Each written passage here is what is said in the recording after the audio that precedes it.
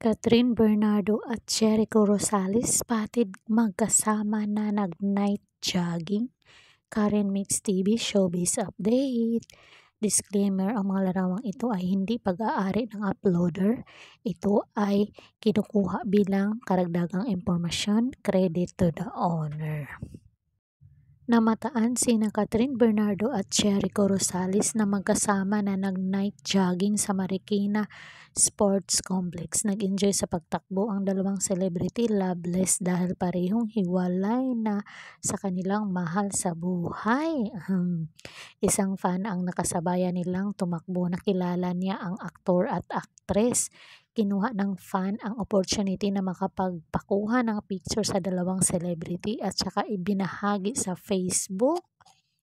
Agad namang nag-viral ang kanilang photo. Aniya, hindi lang daw sina Eco at Kat ang magkasama. Ka-join din daw nila ang nephew ni Eco na si John Manalo na isang aktor din.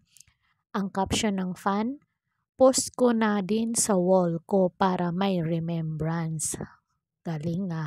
Dagdag pa niya, kasabay lang namin mag-jogging sila Catherine Bernardo at Jericho Rosales. Wag nang mag-showbiz question kasi di ko din alam ang sagot. Grabe to si ate Franka agad.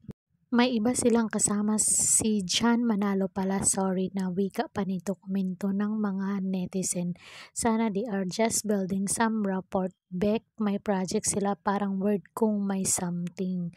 Baka may project collab sila, spotted din sila sa isang bar the other day. Angelo ng Pangako Sa'yo version 1 and Ina ng Pangako Sa'yo version 2. So sila gaganap sa Pangako Sa'yo version 3, charot.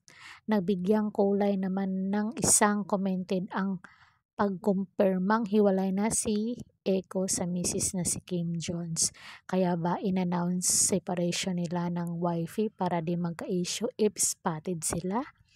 Please make a good script for those two young tipong Angel at JL Immortal. Eco always praise Catherine in every single interviews. He even said Danielle, such a lucky guy to get Catherine as his GF. Maybe this time they will have project together. Ay, di ba sinabi ni Eco na crush niya si Catherine, so okay lang since hindi naman na minor si Kat pero 17 years age gap nila ni Eco. Kaya pala may announcement na ng separation at kaya din pala vocal si Eco sabihin na gusto niyang makatrabaho si Catherine Bernardo. Wala namang masama kay pareho silang single. Biglang naging close, lol. Ano ba yan? First night meeting with Eco, Maha and friends. Second night bar with Che, Jan M, Eco. Third night, jogging with Eco and Jan M. What's cooking? So, anong masasabi nyo dito sa palaging pagkikita ni Catherine Bernardo at Jericho Rosales? Sulat nyo doon sa baba para mabasa natin ang inyong naging pahayag. Karen Mix TV. Don't forget to like, share, comment, and subscribe. Hanggang sa muli and God bless us all. Thank you so much.